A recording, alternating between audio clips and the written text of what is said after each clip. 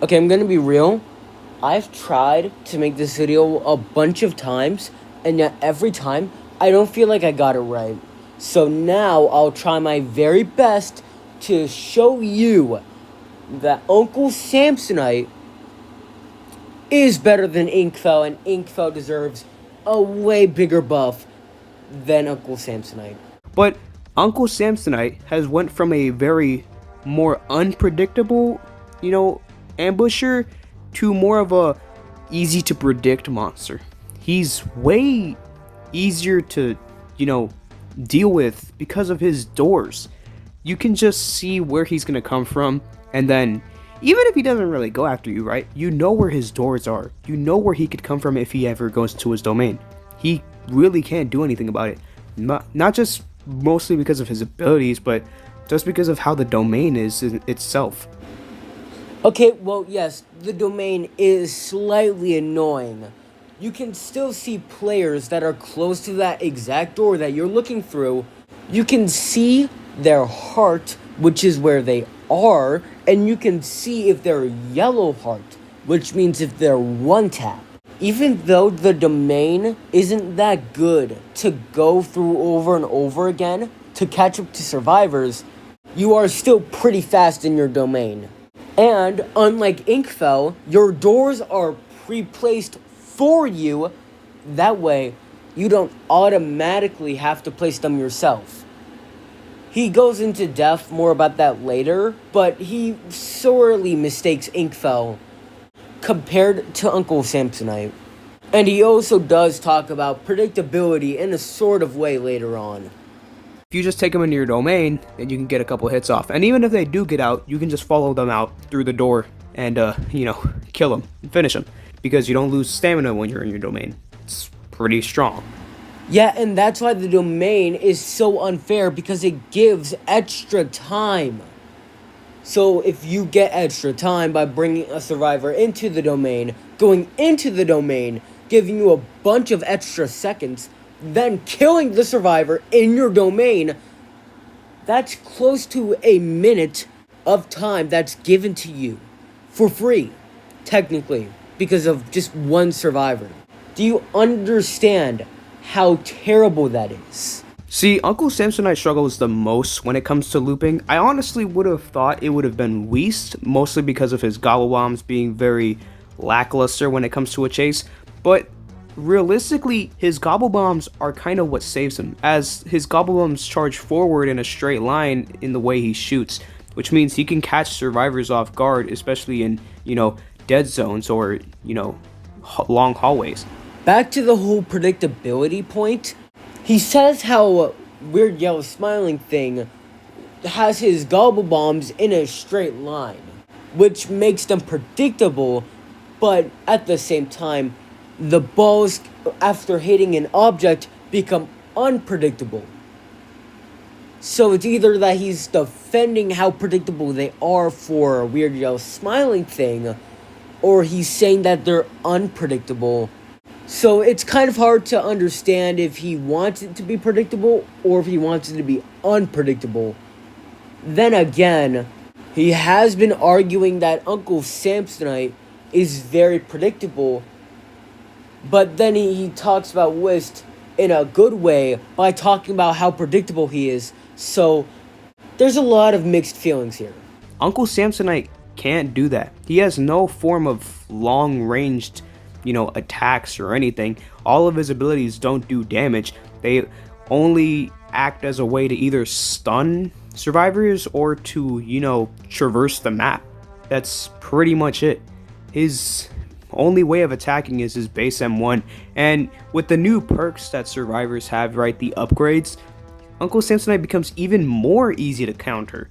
Rewind. If you end up getting put in a dance off, you could just rewind back to the spot you were and then run away from the Uncle Samsonite. Or, freaking invincible. You could just endure a hit if you end up getting danced off. Parry stance. You could parry an Uncle Samsonite if you're low on stamina. Well, that makes sense because he can both stun you and he is a 2-tap monster. Unlike Inkfell, who can only slow you down and is a 3-tap monster. Now, if we're talking about long range, he counters that point later on in his gameplay. The worst part about his gameplay is that it doesn't line up with what he's saying, and Inkfell does do damage with his attacks, sure, but even when doing that, he still has to hit you 3 times.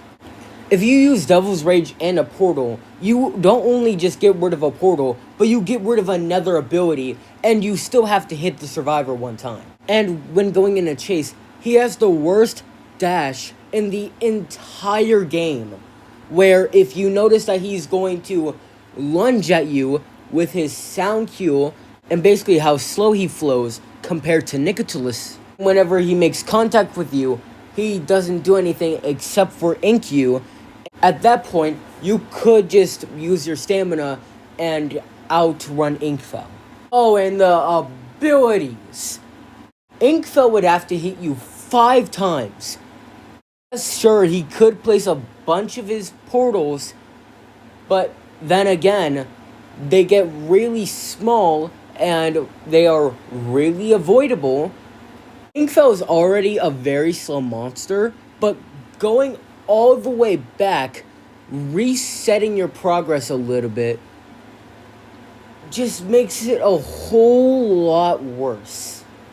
Aren't pre-placed, and he's still already is a slow monster.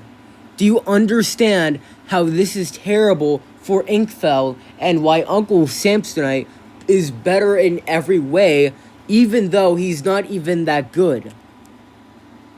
Uncle Samsonite works where he really has to be on top of you in order for him to kill you. Because just a little bit of distance, just a decent amount of distance away from his hitbox just end up, making you fail the most. And you could say that that's a bad thing for every monster, right?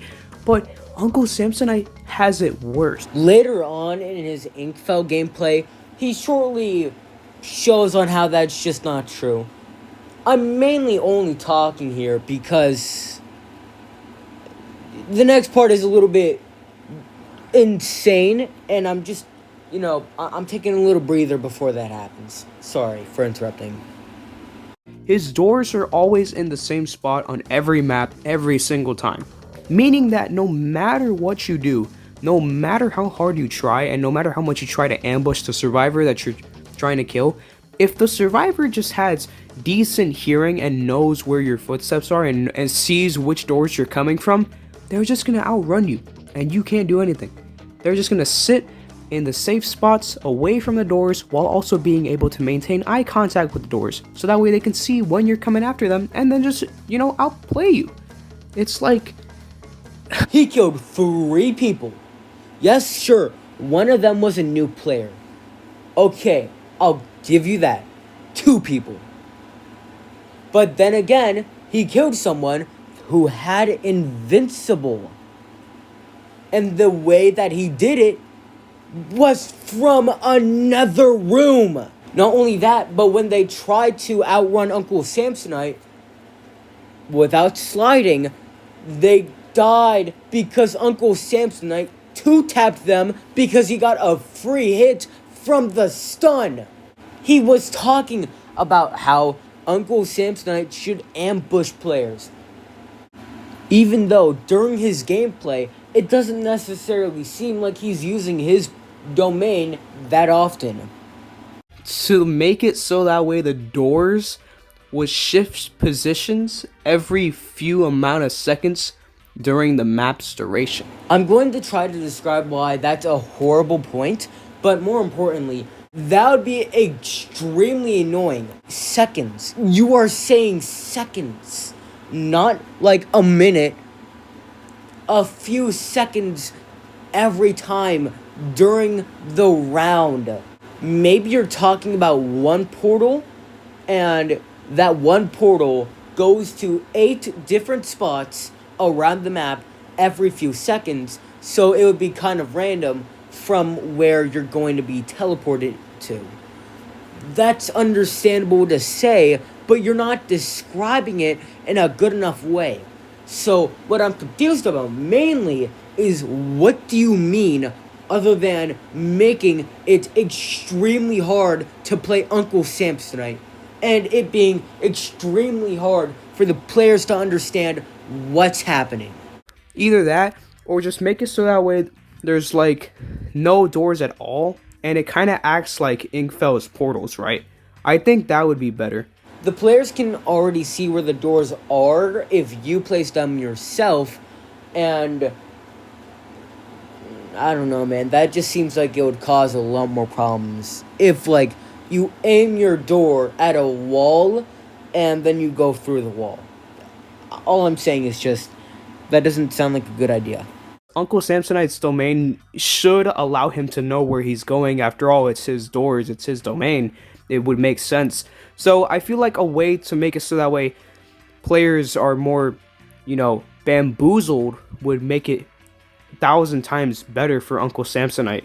As, like, his current state right now, he loses a lot of the games most of the time. Speaking from personal experience, Uncle Samsonite wins a lot. You're countering the point of Uncle Samsonite should be unpredictable with saying Uncle Samsonite should be predictable because they're his doors. It's his domain. But also, the element of surprise should be involved, which is what the current Uncle Samsonite is, but then you also say that the current Uncle Samsonite isn't good. Meanwhile, you stun a player that's really far away from you. I don't understand if you're trying to rage bait everyone, but this is just, it's just, you include Inkfell in the thumbnail. Like, Inkfell would be worse, considering how map dependent he is and how much he has to rely on his portals to, get any damage done. But that's the thing. He has traps that he can place, right? His portals, and then he can punish the survivors severely for going into those portals. You somehow missed your first attack on a new player, considering they were walking backwards with the Doomfist Gauntlet that they weren't using, which they could have pushed you away if they knew how to do that. So in my personal opinion, I think that just makes them a noob for not knowing how to use the Doomfist Gauntlet.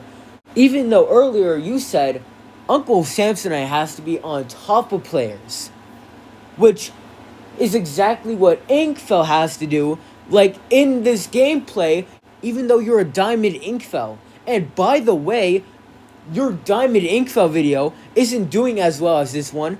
Oh, I wonder why. It's because people don't like Inkfell. Uncle Samsonite just realistically is just too loopable, and just, it's just sad, dude. It's really just sad. Like, I don't know how to feel about him anymore, man. Well, even though I've never played Uncle Samsonite, I'm sorry for only telling you that now. He doesn't seem like that bad of a character from your gameplay, considering on how unfair he seems to be. But more importantly, it seems like you're trying to bait him out as more of a bad character and less of a character that you just haven't gotten used to yet. Well, that's the conclusion of this video. He did miss his attack as a Diamond Inkfell. Again, the two only misses in the video. Well, I mean, the only two misses from him, not the other Uncle Samsonite, I guess. Everyone I trust hates Cool Kid. Can I trust you?